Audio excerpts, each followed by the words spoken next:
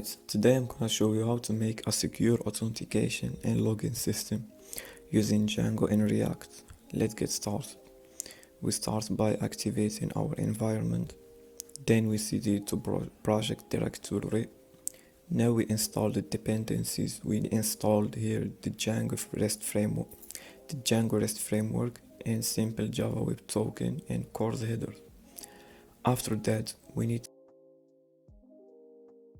to add what we installed to installed apps in setting.py. Make sure to write everything correctly. I made a mistake when writing course headers.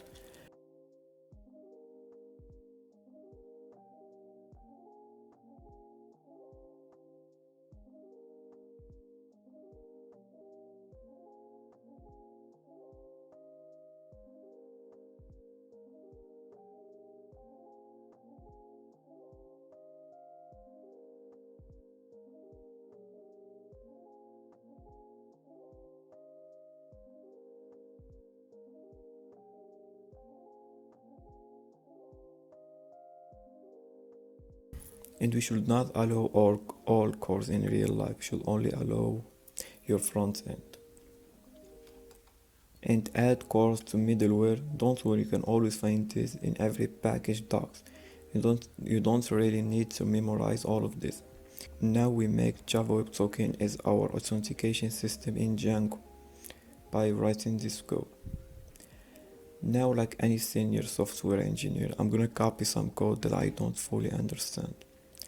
Make sure to import time data functions so the project works correctly. A lot of time people forget it.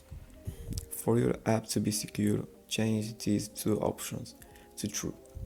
This is make that after any logout your Java Web Token gets blocked, so hackers cannot access your account using your old Java Web Token. This is a very popular vulnerability in web impact bounty programs. Now we need to make some already make URLs by the creators of this package.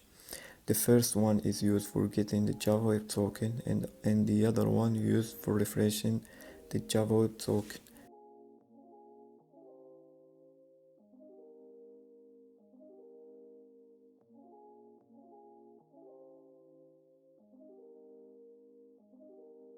I forgot to remove the API /. You should remove it.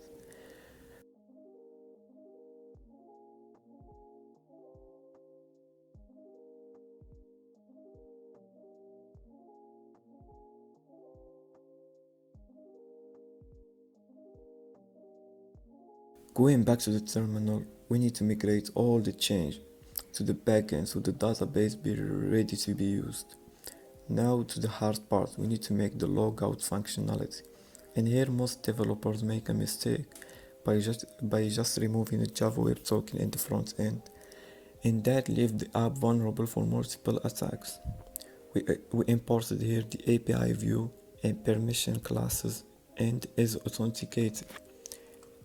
API view is helping us with a good UI to send HTTP requests to the API, and permission classes is used with is authenticated to only accept requests that is authenticated, mean that is the Java Web Token is exist. In the logout view, we try to get the refresh token from the payload of the post request. Then we blacklist it and return 205 response code. If something went wrong, we return an 400 response code. That is usually referred for an error. And finally, we assign an endpoint for the logout view so we can use it.